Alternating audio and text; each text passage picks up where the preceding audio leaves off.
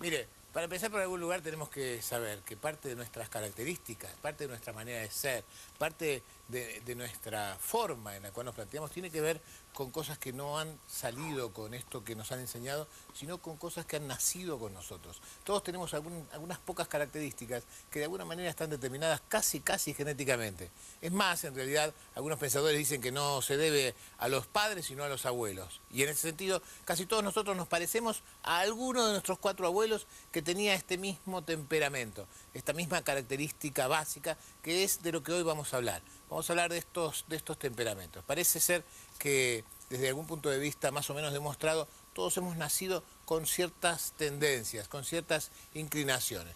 Yo hice un dibujito aquí para que ustedes lo vean. Uno puede haber nacido con una tendencia a ser más extrovertido que introvertido. Más extrovertido que introvertido.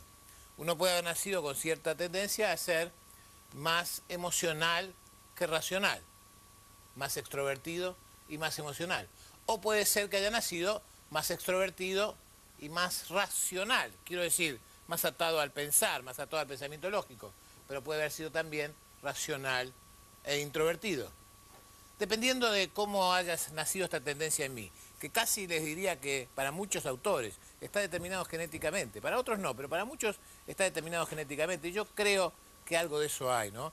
Y digamos estas preguntas que se les hicieron a la tribuna y que usted va a poder tener y hacer en su casa a través de la página de internet, estas preguntas, digo, los van a de alguna manera agrupar en alguno de estos grupos que hemos llamado provisoriamente 1, 2, 3 y 4. Y hemos sentado, como les dije, a la tribuna en diferentes lugares. Pero vamos a hablar de la primera tribuna. Esta primera tribuna hemos puesto aquí a todos aquellos que contestaron a las preguntas enrolándose básicamente en esta tendencia a ser más extrovertidos que introvertidos y más emocionales que racionales. Históricamente, cuando la medicina empezó a ser una ciencia, a estos individuos se los identificaba según cierta tendencia. Decía en aquel momento Hipócrates que este temperamento se debía al predominio de ciertos jugos, de ciertos humores. Por eso cada una de estas características tiene de alguna manera el nombre de un jugo corporal. Y a estos extrovertidos emocionales se los llamó sanguíneos. Y esto es lo que tenemos aquí. Todos estos que están aquí, que ahora ustedes los ven en la pantalla de televisión, todos ellos son más o menos bastante sanguíneos, bastante sanguíneos. Y entonces, mientras usted lo muestra, yo les voy a contar qué significa este ser sanguíneo, para que ustedes sepan. Uno los conoce, uno los mira, miren esas caras, ven cómo sonríen, porque en realidad los sanguíneos sonríen bastante. Y entonces estos son, uno los ve y ve que son atentos, son cálidos, son alegres, felices, ella misma se define, ¿eh? Son amistosos, son habladores, por eso la señora se define sola sin que nadie le dé la palabra, son entusiastas, son compasivos, son realmente fascinantes. Lo que son es encantadores. Uno se encuentra con un sanguíneo y dice, ¡ay, qué bárbaro! Dice, ¡qué fantástico! ¡Qué tipo divino! ¡Qué mina fantástica! ¡Qué mujer maravillosa! ¡Qué encantadores que son! Ustedes son de verdad expansivos. Les gusta contar sus cosas aunque a veces les cueste. O les gustaría poder contarlas aunque les cueste. Pero en realidad en ustedes está esta tendencia a querer mostrarlas. Así como en realidad son muy emocionales. Las cosas que les pasan mucho. Nada es poquito, nada pasa de costado, todo es muy intenso, ¿no? Y entonces uno los conoce y dice, qué maravilloso, ¿no? Qué bárbaro, qué fantástico. Y entonces uno muchas veces se casa con ellos. Claro, porque uno lo encuentra tan encantador que decide casarse con estos hombres y con estas mujeres. A poco de vivir con ellos, en realidad, uno empieza a descubrir. Que no todo eran rosas, ¿sabe? No todo eran rosas. No es encantador con el cual usted casó, esa encantadora mujer con la cual... Resulta que usted empezó a encontrar después que dejaba todo tirado por todos lados, que era absolutamente inestable, que nunca podía concentrarse en nada, que era absolutamente egocéntrico y que todo era una exageración. Los problemas eran terribles y las pequeñas felicidades eran maravillosas. Y uno dice, ¿pero con quién estoy yo? Estoy con un sanguíneo. Estoy con alguien que en realidad es todo corazón. Y este corazón está abierto para mostrar todo el tiempo las cosas. ¿Qué pasaría si conservamos esta tendencia extrovertida, pero en lugar de ser tan emocionales, nos volvemos un poco más racionales? Estos que combinan estas dos cosas, ¿no? Los que siguen son casi la vedette de la sociedad actual, porque la verdad es que a todo el mundo les gusta, ¿no? A todo el mundo les gusta. Uno los encuentra, se llaman coléricos. No se llaman coléricos por el tema de la cólera, Se llaman coléricos por el tema de los jugos que tienen que ver con el colon. no con el enojo, por eso se llaman coléricos. Así que acá a mi izquierda en esta tribuna tenemos a los coléricos, estos son, ¿no? Estos son nuestros coléricos favoritos, ¿eh? Uno los ve, los conoce en la vida y uno dice, qué personalidad. Qué fuerza, dice uno, ¿no? Qué temperamento. Porque estos son visionarios, estos son decididos, estos son los líderes naturales, ¿no? La mayoría de los líderes en las instituciones, en los lugares, en la política, la mayoría de los líderes son estos, ¿no? Son ustedes. Tienen esta fuerza, siempre dicen, vamos para allá, y van y encabezan la historia y siguen adelante, y todos lo siguen a usted, y cuando en realidad el otro dice, pero ¿por qué no hicieron esto? Y dice, ella me dijo. Claro, uno nunca sabe, ¿eh? Uno nunca sabe. Son muy temperamentales en realidad, no les gusta que les lleven la contra, pero tienen una energía y una fuerza que de verdad es fantástico. Cuando uno quiere hacer algo, no hay nada mejor que hacerlo con un colérico, ¿no? Si uno quiere hacer algo de verdad, no hay nada mejor, ¿no? Uno piensa, qué bárbaro, ¿no? Uno piensa, este es el socio que quiero tener. Uno piensa, esta es la socia para mí. Uno piensa, esto es lo que yo quiero hacer. La persona que necesito para hacer esto es esta. Entonces uno se asocia, uno se va a vivir con, uno convive, uno hace todo lo que tiene que hacer para estar al lado de estos porque sabe que lo va a llevar al camino del éxito hasta después de los primeros 5 minutos. Claro, porque después de los primeros 5 minutos aparece lo demás, ¿no? Aparece todo lo demás. Y lo demás que aparece en los coléricos no es tan agradable, ¿no? Porque así como tienen estas cosas tan maravillosas y tan fuertes, así son de fríos, así son de autosuficientes, así son de impetuosos, de dominantes, de sarcásticos, yo diría, son insoportables. Insoportables, porque siempre quieren tener razón, porque siempre quieren imponer su idea, porque no aceptan las ideas de los demás, porque además, como lo tienen claro y ya la pensaron, no se puede discutir con ustedes, no se puede discutir. ¿Sabe por qué no se puede discutir? Porque cuando te va a discutir ya lo pensó, ya tiene la respuesta, ya fue, vino, lo hizo y le dice, y ahora recién me lo decís. ¿O no? Sí.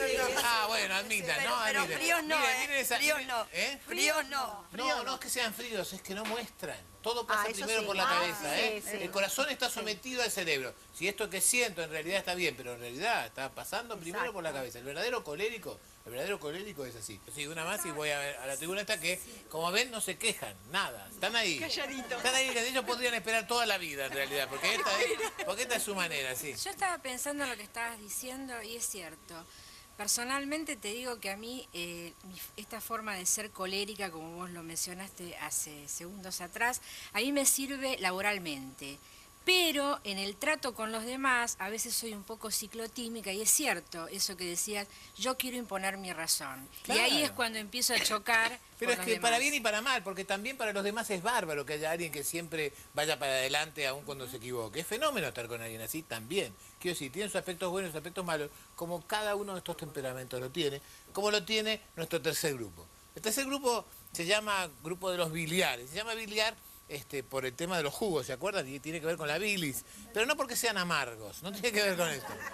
En realidad, el nombre que ha perdurado de este grupo no es el de biliar, sino el de melancólico, que tampoco tiene que ver con la melancolía en el sentido de la tristeza, sino con esta cosa tan retraída. ¿Por qué? Porque la verdad es que este grupo pertenece al grupo de aquellos que tienen tendencia más a volverse para adentro, más a meterse, no son tan expansivos, no les gusta tanto como los de la vereda de enfrente andar diciendo lo que le pasa a cualquiera que pase, ¿no? Esta historia de, señor, usted va a viajar conmigo en el colectivo para allá, sí, espere que le cuento, dicen ellos. Y ustedes se encuentran con alguien que dice, este va a viajar conmigo, ojalá que no me hable porque hoy no tengo ganas de contarle nada. A ustedes les fastidia a la gente que habla mucho, ustedes no tienen muchas ganas, tienen ganas de contarle exclusivamente a quien tienen ganas de contarle, no andan contándole a cualquiera de ninguna manera.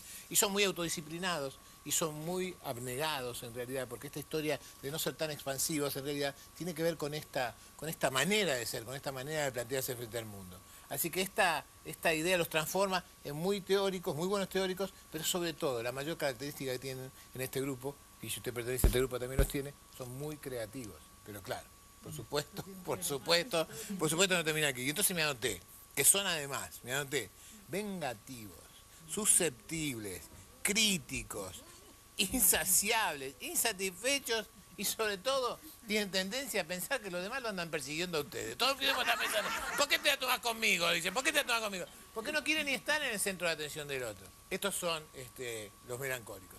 Y ahora a mi derecha tenemos a lo que son básicamente los patitos feos de temperamento, ¿no? ¿Sabe por qué? Sí, les voy a explicar por qué. Porque la verdad es que nuestra sociedad no tiene una gran vocación con ustedes, ¿no? Ellos son los flemáticos.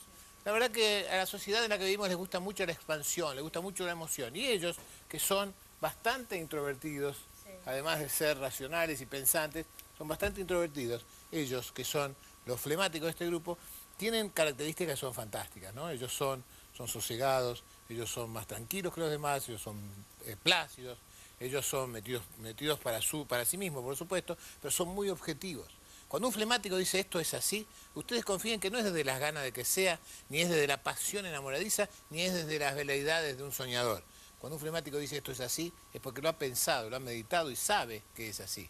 Estos son los flemáticos, son eficientes, son organizados, son prácticos. Y estos son características fantásticas, ¿no? Uno dice, bueno, entonces con esto ¿no? Ya no solo quiero hacer negocios, no solo quiero casarme, sino que además quiero ponerme mi mesita de luz.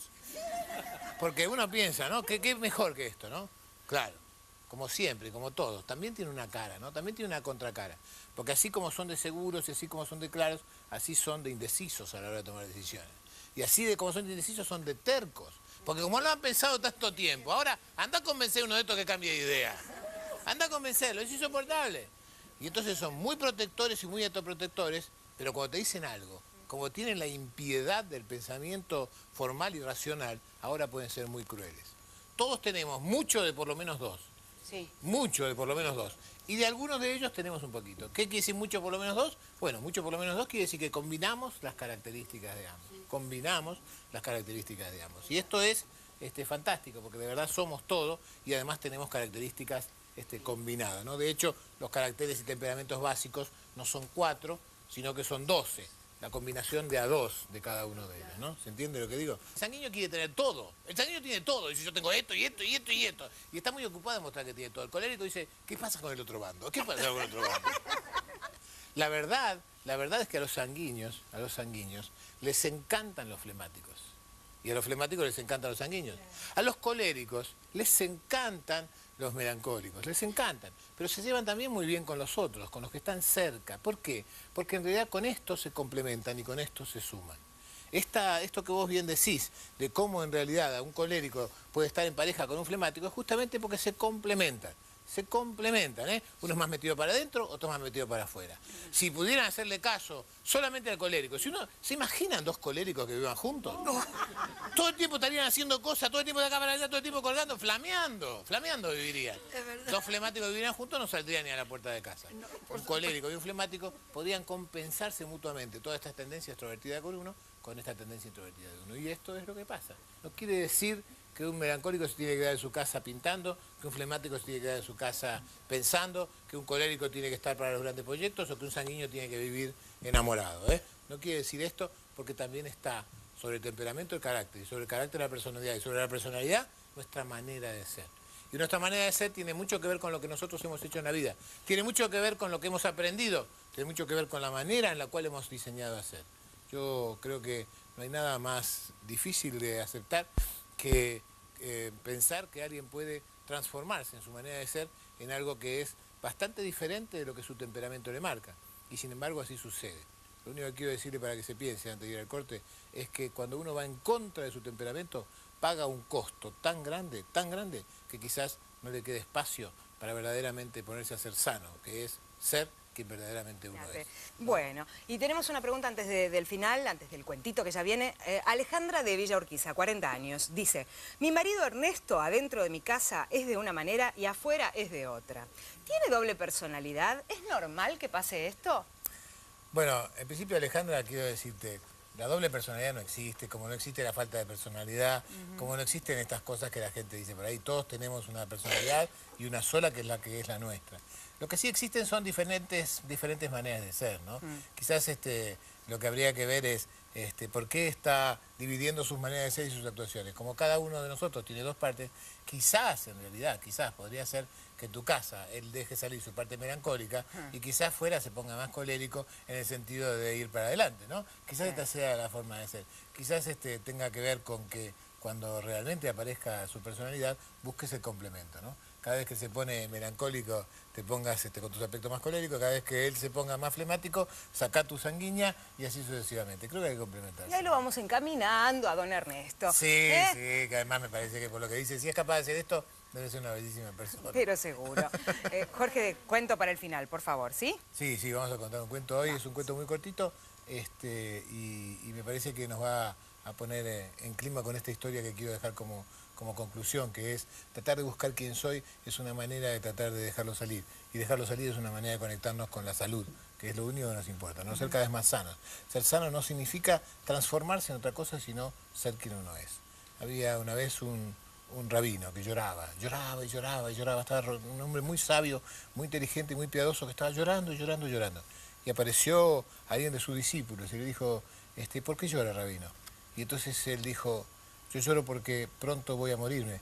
Y cuando llegue arriba, Dios me va a preguntar, ¿por qué no fuiste como Moisés? ¿Por qué no fuiste como Abraham? ¿Por qué no fuiste como los grandes prohombres de la historia? Y yo no voy a saber qué contestarle. Y cuando dijo esto, el discípulo también se puso a llorar. Y entonces el rabino le dijo, ¿a vos también te angustia esta pregunta? Y él dijo, no. Cuando yo llegue al cielo y me pregunten por qué no fui como Moisés y como Abraham, yo sé lo que voy a contestar. Pero tengo mucho miedo ahora de que me pregunten por qué no fui como yo soy. Ahí no voy a saber qué decir.